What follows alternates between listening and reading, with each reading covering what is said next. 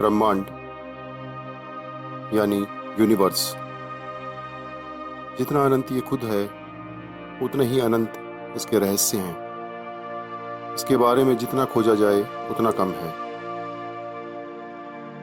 एक ऐसा ही रहस्य है ब्लैक होल।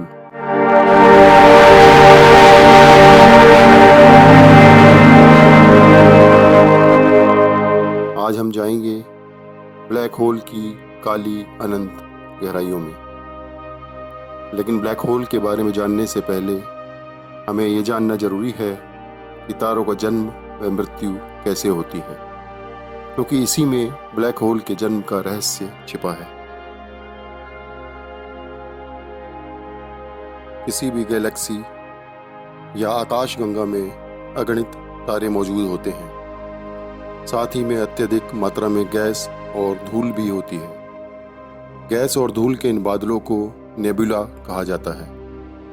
इन नेबुला से ही तारों का जन्म होता है। नेबुला या धूल और गैस के क्षेत्र आकाशगंगा में तारों के बीच के स्थान में मौजूद होते हैं। ये क्षेत्र कई प्रकाश वर्ष तक फैले हो सकते हैं। एक नेबुला हजारों तारों को जन्म दे सकता है।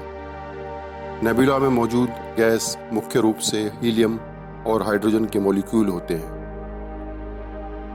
हीलियम और हाइड्रोजन के अतिरिक्त और भी कई कॉम्प्लेक्स ऑर्गेनिक मॉलिक्यूल नेबुला में मौजूद होते हैं। ये सभी पदार्थ अशांत होते हैं व सभी दिशाओं में गतिमान होते हैं।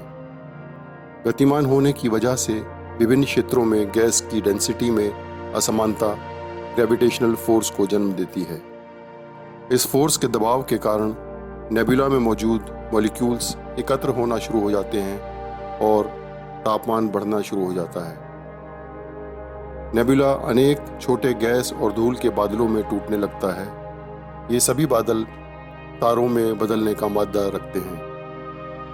बादलों के भीतरी भाग में बाहरी भाग के मुकाबले अधिक दबाव होता है।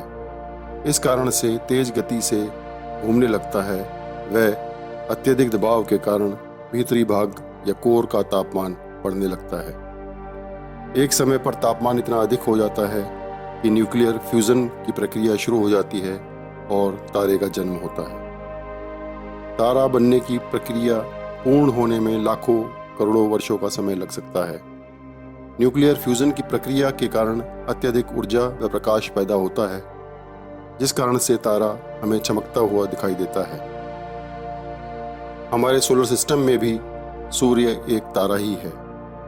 किसी भी तारे का अस्तित्व इस बात पर निर्भर करता है कि तारा बनते समय उसमें कितनी मात्रा में गैस ट्रैप्ड रह जाती है, क्योंकि यही गैस तारे के ईंधन के रूप में उपयोग होती है। छोटे तारे लंबे समय तक जीवित रह सकते हैं, क्योंकि छोटे होने की वजह से उनको कम ईंधन की आवश्यकता होती है।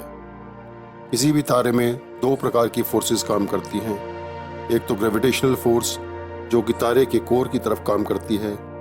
दूसरी फोर्स जो न्यूक्लियर फ्यूजन की वजह से पैदा हुई ऊर्जा के कारण बाहर की तरफ काम करती है। इन दोनों के बीच एक नाजुक बैलेंस बना रहता है। जब तारे का ईंधन समाप्त होने लगता है तो ये बैलेंस खत्म होने लगता है। बाहरी फोर्स के मुकाबले भीतरी भाग यानी कोर में ग्रेविटेशनल फोर्स अत्यधिक बढ़ जाने के कारण तारा श्रिंक होना शुरू हो जाता है।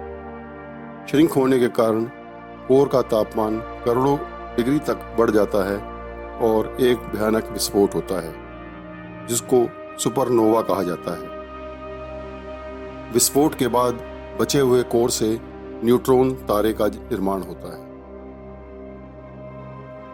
आइंस्टीन की रिलेटिविटी की जनरल थ्योरी के अनुसार यदि कोर का मास सूर्य के मास का 3 गुना या अधिक है तो ब्लैक होल का निर्माण होता है। ब्लैक होल में फिजिक्स का कोई भी नियम काम नहीं करता, ना ही यहाँ समय का कोई अस्तित्व है। ब्लैक होल में ग्रेविटेशनल फोर्स इतना अधिक बढ़ जाती है कि वह अन्य सभी फोर्सेस को पीछे छोड़ देती है। यह फोर्स इतनी अधिक होती है कि प्रकाश भी इससे बाहर नहीं आ सकता। जो भी कोई पदार्थ या ग्रह इसके प्रभाव क्षेत्र के चपेट में आता है, ब्लैक होल उसे अपने अंदर खींच लेता है। ब्लैक होल के प्रभाव क्षेत्र को इवेंट होराइजन कहा जाता है।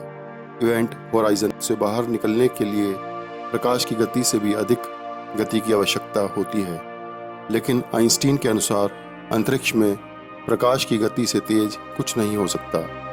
इसलिए इवेंट होराइजन में जाने के बाद कुछ भी वापस नहीं आ सकता, चाहे वह प्रकाश ही क्यों ना हो। खगोलीय पिंडों के आपस में टकराने से भी ब्लैक होल का निर्माण हो सकता है। हम किसी भी वस्तु को तभी देख पाते हैं जब प्रकाश उस वस्तु से टकराकर लौटता है। क्योंकि ब्लैक होल से प्रकाश भी वापस नहीं लौट सकता, इसलिए ब्लैक होल को देखा नहीं जा सकता। उसका अंदाजा केवल आसपास के तारों व अन्य पदार्थों पर उनके प्रभाव से ही लगाया जा सकता है। जैसे कि जब कोई तारा ब्लैक होल के नज़दीक आता है या ब्लैक होल तारे के नज़दीक जाता है, तो तारे को घेरे रखने वाले पदार्थों को ब्लैक होल की ग्रेविटेशनल फोर्स द्वारा अपने अंदर खींच लिया जाता है। इस घटना के दौरान निकलने वाली गामा रेज से ब्लैक होल का अंदाजा लगाया जा सकता है। ब्लैक होल्स नज़दीकी तारों या अन्य पिंडों पर कई तरह से प्रभाव डाल सकता है। वह उनको निगल सकता है, वह तारों के बनने की प्रक्रिया को धीरे या तेज कर सकता है। अधिकतर ब्लैक होल्स का पता लगाना अत्यंत मुश्किल होता है। ऐसा माना गया है कि डेंसली पॉपुलेटेड तारों के समूह में तारों के बीच होने वाले टकराव से अति विशालकाय तारों का जन्म होता है। इन तारों की मृत्यु के दौरान सुपर मैसिव ब्लैक होल्स जन्म लेता है। अधिकतर आकाशगंगा के सेंटर में सुपर मैसिव ब्लैक होल्स मौजूद होते हैं। हमारी अपनी आकाशगंगा मिल्की वे के सेंटर में भी हजारों ब्लैक होल्स की मौजूदगी दर्ज की गई है। सिग्नस X1 पहला ऐसा ब्लैक होल था जिसका पता 1964 में लगाया गया था। ये ब्लैक होल हमारी आकाशगंगा मिल्की वे में मौजूद है। इसकी मौजूदगी का पता तब लगा जब इसने पास में घूमते हुए एक विशालकाय तारे से गैस को निकलना शुरू किया। इसी तरह से इतिहास में पहली बार आकाशगंगा M87 के सेंटर में मौजूद ब्लैक होल की पिक्चर 2019 में ली गई। ब्लैक होल्स के बारे में इतना कुछ जानने के बावजूद अभी गहराइयों में जाना बाकी है, बहुत कुछ जानना बाकी है। तो ये था आज का ब्रह्मांड का सफ़र। अगर आपको ये सफ़र पसंद आया हो तो कृपया हमें सब्सक्राइब करें, कमेंट करें, शेयर करें और नोटिफिकेशन बटन को ऑन करें। मिलते हैं बहुत जल्दी एक और सफ़र पर। तब तक के लिए नमस्कार।